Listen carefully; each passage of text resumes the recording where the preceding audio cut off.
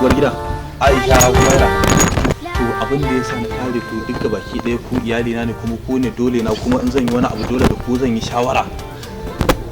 Ke ce uwar gida na, ke ce amarya ta, ke kuma kanwata ce. To babu yan ku dole na ne.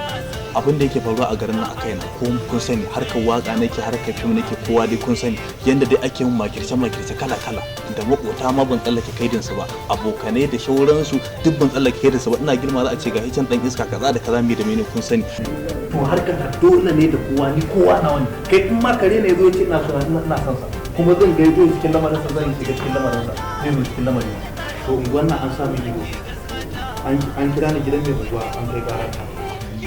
an kai karata wajen bijil wai ki duba wai wajen yan bijil da aka kai karata wai wajen yan bijil ni da nake da rijista da sanso wanda abu man da ja'a duk babu inda ma ba zan je ban zan yi abin nan ina da rijista da sanso amma wai mai unguwa ne zai iya dauka abin nan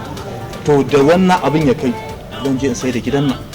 in na je na sai da gidan nan zan je in gaya wa dillalai kawai sai mu nemi kasa Allah ya wane da ita mu je mu nemi wani can mu zo ya ma fi kuma yana ki gani wannan haka ne a siyar ya inda akan me za a sai da gidan nan akan abubuwan ba za a dai me za a sai in ka sai da gidan kuma mu koma gidan wani za mu siya wani za mu siya gaskiya ba za ka sai da gidan to ke me za wanke za a sai to ne me yasa sai sai da gidan ke ba za ki iya ba ni shawara in aka siyar ba za ki cicciko ba zan cicciko kamar ya sai ka nemi wani karami a siya a misali gaskiya ba za a sai da gidan kinga ya hakuri kina jira in aka sai da gidan nan zan samu ku jarurruka ni ma kuma jikina inda yake da kai zai ƙara abun nan to a kai da jikin na ku iri da ba a gaskiya ba za ta ba ni in ko asir ko ka asir duk ko gobe da zan shirya don sai da auki ke ka ba za a sai da gidan nan kinga kake haka kin san ana jin magana kuma kin san da aure da naki hakan ne ka akai a gaskiya ko ba za a sai da gidan nan a Aisha kake haka ki ya hakuri ki ba abin da nake so ke ma shi ba bakin ciki da bakin ke ke gani ba sai gidan ba to yanzu dai zan je samu da lafiya yana zuga ka sai da gidan ka zan je in ga mai kai wallahi za a sai da gidan nan zo ki zo na ci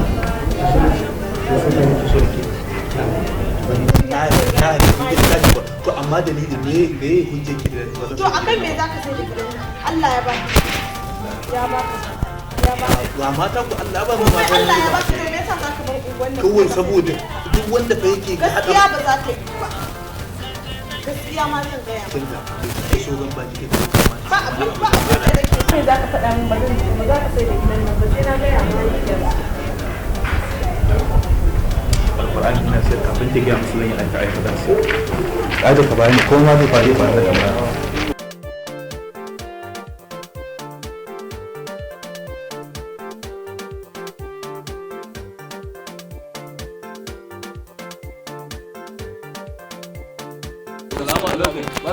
barkan ku da wuta a gari a aiki a rayuwa alhamdulillah masha Allah barkan ku dai an wani lafiya dan Allah nan ne abu na din majalisar dillalai wannan shine dillalai assalamu alaikum gaskiya ne a na ga alama dan Allah gidana nake so zan siya a nan baya ka zo ba hukaci ne kawai mu je mu zaga ba mu gida ba wani ba komai hikin na haka ne na kudi menene ba magana kawai ma ka ga nayi kama da marasa gaskiya wannan ka aki a guri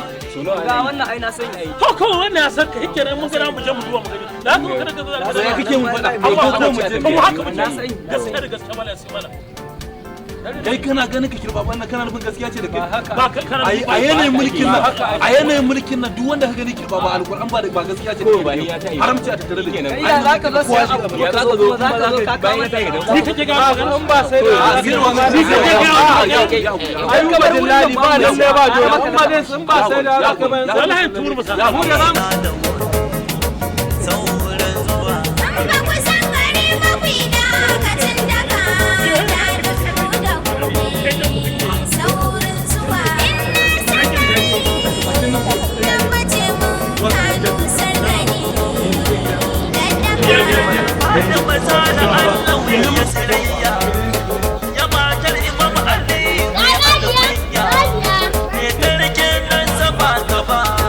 Baya, ko shi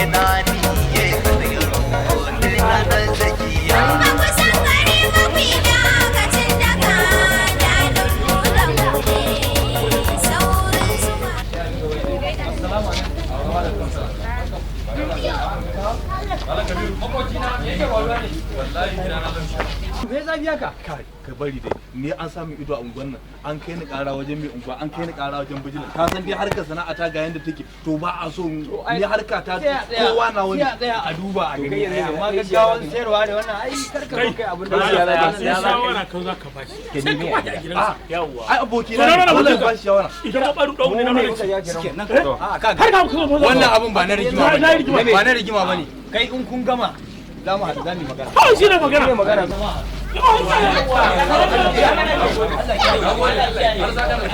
shike ma Kabiru to shike godiya nake yanzu kana son kuɗi kake so aboki nake so kuɗi nake so ka san miliyan 13 na 15 fa wancan bai siya ina ruwa na 15 su mu kashi an kare to 15 ga wuri ga waina ga wuta ga masara ba a siya ba 13 ka san na sayar na kin sayar na siyar sai ka je ciniki ko sai akwai shudu mana to akwai takardun yanzu ma zo karɓi kuɗi takardun to zan zo yanzu ma mu ba wa to shikenan alhamdulillah ran je in ga iyalin na